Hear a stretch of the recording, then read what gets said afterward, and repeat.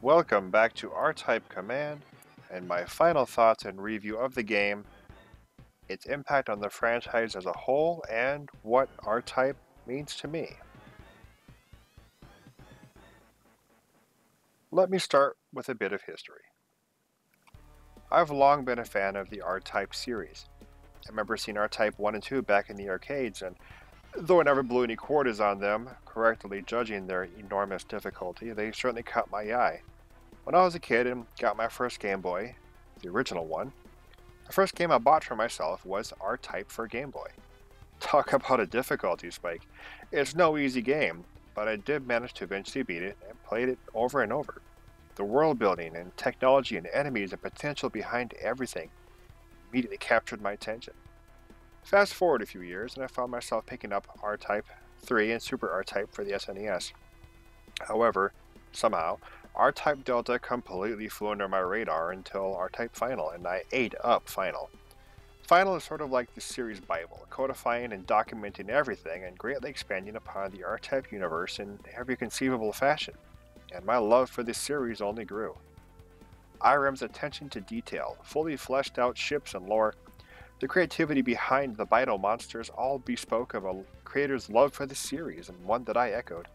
Certainly far more than any other shooter that I'd heard of. Certainly far more than was necessary and or had any right to. So, when I heard there was an R-Type Command, a tactics game, I immediately pre-ordered it. Being a fan of tactics-style gameplay, I was eager to try out the R-Universe in a tactics setting. Honestly, R-Type Command doesn't disappoint. There's a decent variety of R-craft and their forces, and players are able to access a lot of different ships that we weren't able to control before.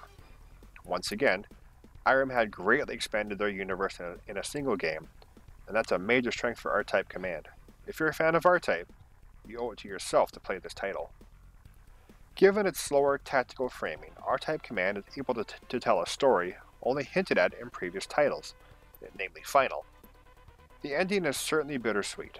The phrase, "you can't go home again," certainly rings true here. Receiving the story through journal entries is certainly nothing new in sci-fi, except when your commander has been literally turned into a Bido and simply doesn't know the difference. At first, the story is a typical humanity versus space aliens kind of story, rather unremarkable, save for the world.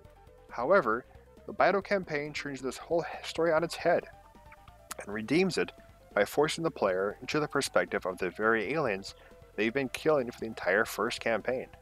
How those aliens were just humans, who are unaware of their transfiguration and want nothing but to return home. That's one of the strengths of R-Type Command. When switching into the Bido campaign, the gameplay and tactics don't change too much, but the perspective of the commander's struggles are really what drives the campaign. It's comparable to Kerrigan's journey as a Zerg in StarCraft, except for a change in perspective. Kerrigan either completely owned her Zerg Queen status or railed against it. In R-Type Command, the commander doesn't even recognize that they're now different until the last mission makes it clear. At that point, unlike most sci-fi stories, the Bido commander doesn't just stay and ravage Earth, but instead chooses to flee. In the end, he can only watch as his forces are destroyed, and he very nearly along with them, only barely escaping, but peaceably so. What I take away as the moral of the ending is that communication, especially between two beings with a vastly different perspective, human and Bido, is essential for coexistence. Neither of them tried communicating with the other, and simply chose warfare. So many lives were lost, and others became what they fought so hard against. It's a story of war, how it never changes, but more importantly, how it will never change without communication and understanding. In this case, without humanity owning up to its mistake and exiling the Bido core in the first place, and how the Bido are simply trying to return home. Both sides end the game really without learning anything about the other or coming to terms with the war. The graphics hold up well for the PSP, and the miniature cutscenes that depict actions are very cool. However, they do take a while to load on the PSP, and seeing as how they aren't really necessary for gameplay, I would suggest turning them off if you prefer speedier playtime, especially when grinding. The 3D model work for the in-game units is pretty cool to look at and shows what could have been on a more powerful console. Music is very important for me when it comes to video games, and a good score will make or break a game for me. Unfortunately, the soundtrack is the weakest part of this game, at least in my opinion. Yuki Awai's soundtrack has a good few moments, such as the Tesseract battle theme, but otherwise the ponderous nature of most of the music tends to make the equivalent of this tactical board game feel even slower. I recall that this is one of the reasons I was initially turned off of the game. The slow, melodic music didn't serve to keep my attention. It might make for good space opera music, but not for riveting gameplay and keeping a player's attention.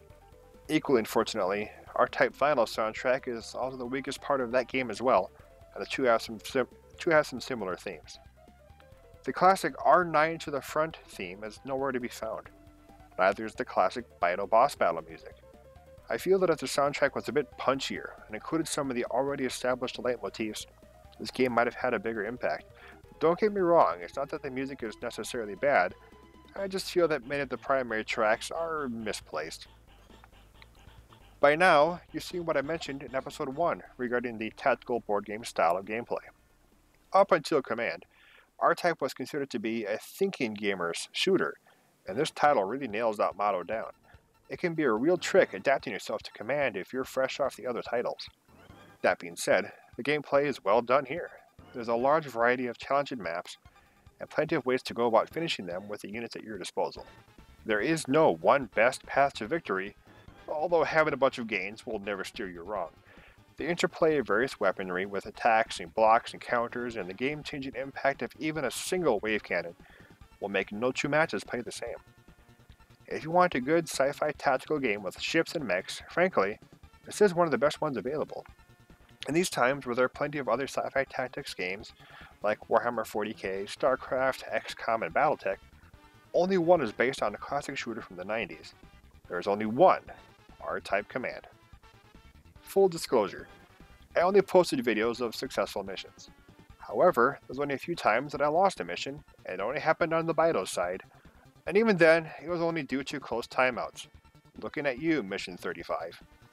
In all cases, all I needed was a small change in units to win.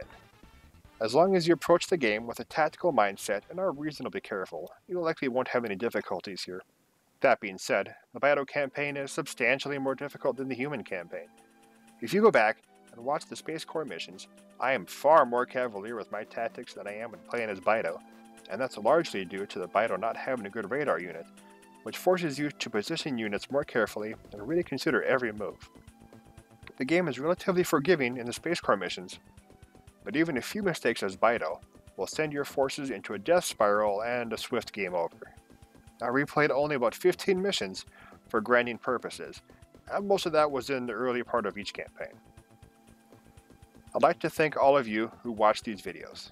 I appreciate those of you who stuck with this quirky tactics series and my novice attempt at a Let's Play. I hope you enjoyed it. Finally beating this game was a good time for me. This was my first series, and although I felt I really didn't hit my stride until after a dozen videos in, I had fun every step of the way.